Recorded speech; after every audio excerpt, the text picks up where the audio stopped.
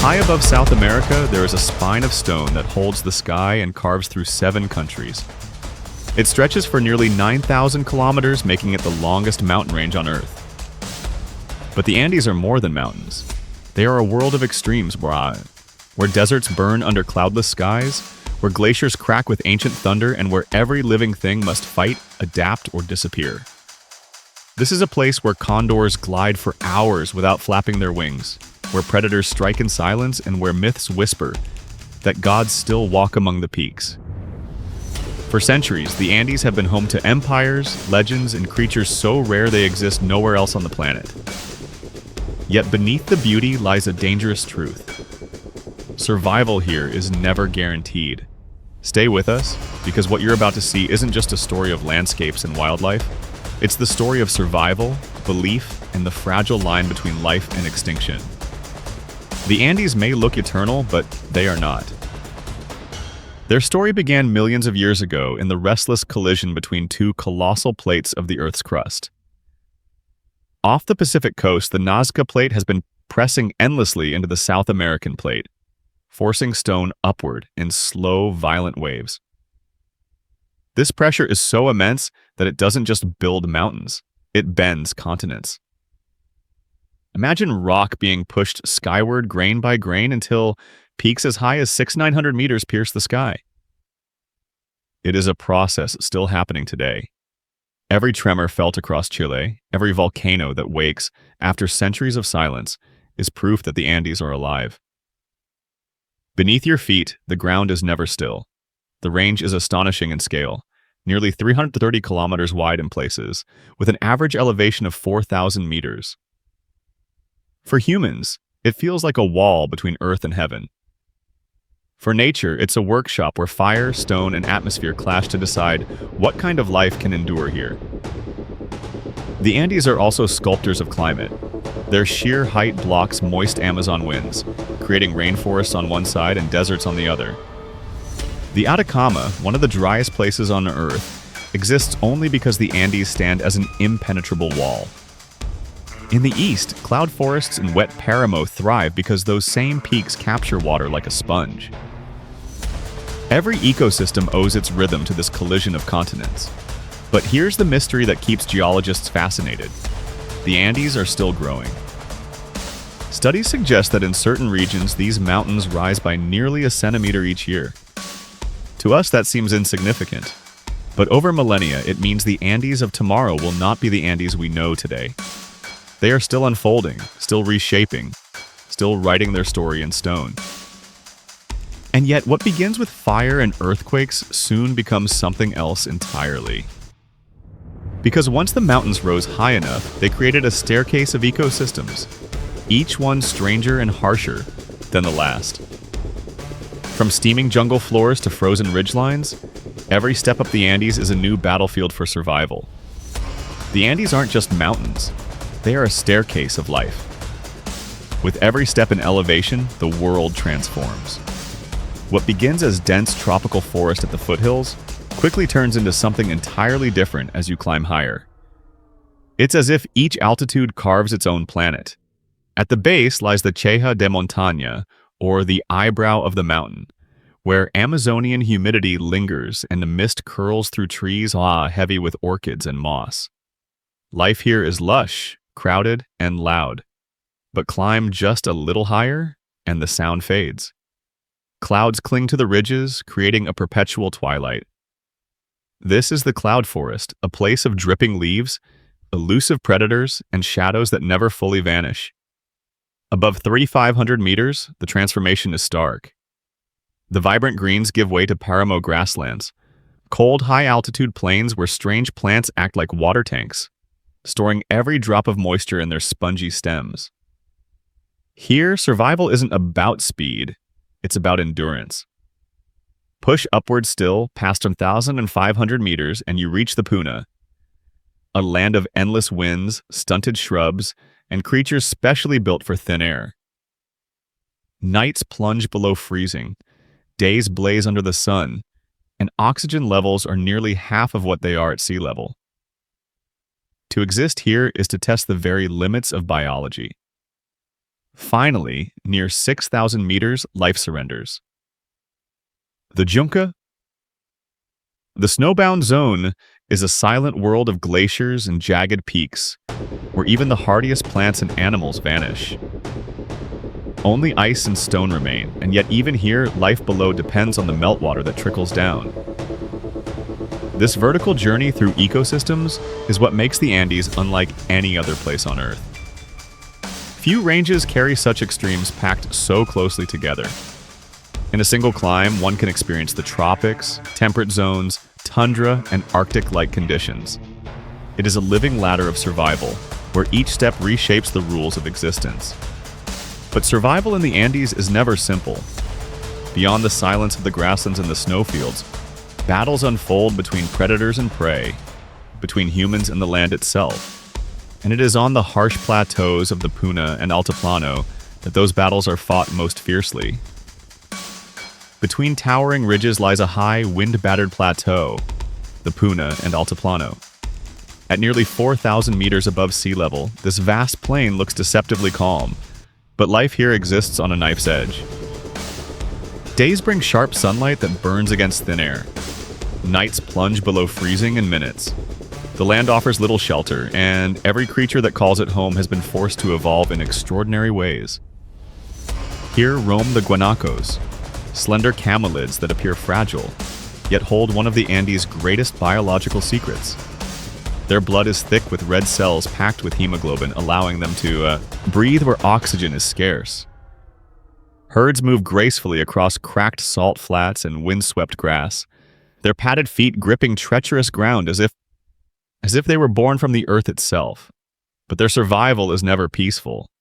Dominant males defend groups of females with fierce determination, while younger males gather in restless bachelor herds waiting for their chance at power. Among them moves a shadow, the colpeo, or Andean fox. But despite its name, it is closer to wolves and jackals than to any true fox. Compact, cunning, and highly adaptable, it thrives where others starve. Studies show it shifts its diet with ruthless efficiency. Rodents when they're abundant, birds and lizards when they're not, and carrion when desperation strikes. Its hunting is silent, patient, and precise. In the past, it was even domesticated by the Yaghan people, creating the now extinct Fuegian dog, a rare reminder of humanity's bond with this wild land. For both predator and prey, the Altiplano is unforgiving. Each adaptation is a gamble against the climate. Guanacos spit to defend themselves, colpeos conserve energy with smaller, compact bodies, and every heartbeat here is measured against the thin oxygen of the sky. To stumble is to vanish. Yet for the Inca and the indigenous communities who once thrived here, the plateau was not a place of despair, but of resilience. The domesticated llamas and alpacas learned to farm on terraces and built empires amid the cold and wind. To them, survival in the Puna was proof that human endurance could match the mountains themselves. But even in this harsh plateau, predators are not the only forces shaping life. The Andes carry with them a weight of myth, and for the Inca, some animals weren't just creatures, they were living gods. In the Andes, survival was never just about biology. It was also about belief. For the Inca, every creature carried meaning, every shadow on the mountainside was a reminder of the gods. To live in these heights was to exist in a world where nature and myth were inseparable. The puma, silent hunter of the plateaus, was far more than a predator.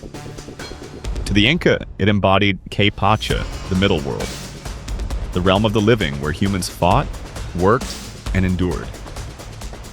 Its strength, speed, and ruthless precision became symbols for warriors who believed the blood of the puma flowed through the chosen.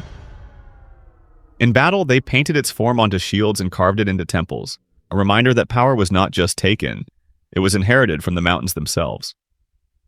Above, another figure ruled the skies, the Andean condor. With wings stretching over 3 meters, it appeared not as a bird, but as a shadow of the heavens. To the Inca, it was the messenger of Hanan Pacha, the upper world. They believed the condor carried souls upward after death, delivering them to the gods. Even today, its glide is seen as eternal, a flight that almost never ends. Then there was the vicuña, delicate and shy, yet cloaked in the finest wool on earth. So fine, in fact, that even cashmere pales beside it. The Inca forbade hunting these animals, declaring their wool sacred, reserved only for royalty. Killing a vicuña was considered a sin against the gods themselves. Instead, they practiced chaku, a ritual where herds were gently gathered, sheared, and released. In their eyes, the vicuña was purity itself, proof that even fragile life could endure the harshest heights. These sacred animals reveal something deeper about the Andes. For the Inca, the mountains were alive, breathing with spirit. Every hunt, every ritual was more than survival. It was communion with forces greater than themselves. And though centuries have passed, the myths still echo in the silence of the peaks. But belief alone could not shield them from reality. Beyond the sacred, the Andes hide regions where life takes stranger forms. Places so damp and shadowed, they are known as the sponges of the mountains. Not all of the Andes are dry and wind-battered. On the eastern slopes, where mountain walls catch the moisture of the Amazon, lies a different world.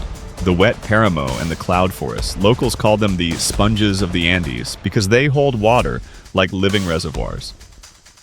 Mist drifts across ridges, moss carpets every stone, and the ground itself feels alive, storing rain, fog, and underground springs. Without these hidden wetlands, millions of people downstream would have no water. But survival here is as strange as the land itself. In the cloud forests, predators move like ghosts. The ocelot, with its golden coat marked by rosettes, stalks in silence. Every step is deliberate, every breath measured. It hunts not just on the ground, but in the canopy, slipping through branches or even diving into streams to seize fish. Nearby, its smaller cousin, the margay, climbs like no other cat. With ankles that rotate almost completely backward, it can descend trees headfirst, and has even been caught mimicking the calls of baby monkeys to lure prey closer, a rare and eerie trick in the animal kingdom. But these forests are not ruled by stealth alone. Every dawn, from rocky ledges near rivers, bursts of sound erupt. This is the courtship ritual of the Andean cock of the rock, a bird that looks like it's been set on fire, cloaked in blazing orange. Dozens of males gather to perform, bowing, spinning, and calling, until females, draped in dull brown, select the strongest. To human eyes, it seems like spectacle. To nature, it's survival through beauty. And the forest floor carries dangers just as sharp. Venomous snakes, like the feared fer-de-lance, lie hidden among rotting leaves, nearly invisible until it's too late. Here, silence is both weapon and warning. The cloud forests are more than mysterious ecosystems, they were also frontiers of empire. The Inca pushed into these misty lands, building trade routes, gathering resources, and linking the highlands with the Amazon. Spiritually, they believed this was a threshold, a liminal world where the living could feel the breath of Okupacha, the underworld of dreams and shadows. But if the cloud forests are mysterious, the lands below them hold an even more dangerous truth. The jungle foothills where apex predators reign supreme. Beneath the Andes, where the mountains sink into the steaming lowlands, lies the Selva Alta, the pre-Amazon rainforest. Here, the air is thick, heavy with mist, and the forest hums with unseen life. It is a world where predators don't chase, they wait. Among the giants of this realm is the jaguar, the most powerful cat in the Americas. Unlike lions or cheetahs, it doesn't rely on speed. Its strength is concentrated in its jaws. With a bite force nearly twice that of a lion, the jaguar pierces bone with ease, delivering a single skull-crushing strike. Silent, patient, and devastating, it is the shadow sovereign Baparsawak of the forest floor. In Inca belief, the jaguar was Autorango, divine strength walking the earth, the living guardian of the present world. But jaguars aren't the only rulers here. Moving slowly through rivers and undergrowth is the South American tapir, an animal often mistaken for clumsy, but in truth, it is one of the rainforest's great engineers. Tapirs eat fruit from over 200 species of plants, scattering seeds across vast distances in their droppings. Forests with tapirs regenerate nearly a quarter faster than those without. They are gardeners disguised as prey. And ironically, they are also one of the jaguar's favorite targets, two roles bound in a deadly circle.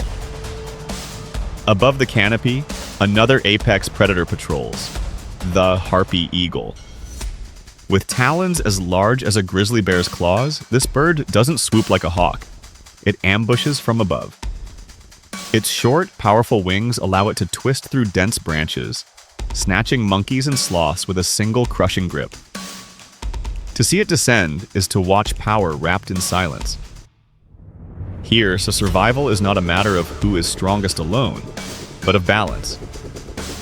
The jaguar keeps tapirs in check, the tapirs regenerate the forest, and the harpy eagle prunes the canopy of arboreal prey.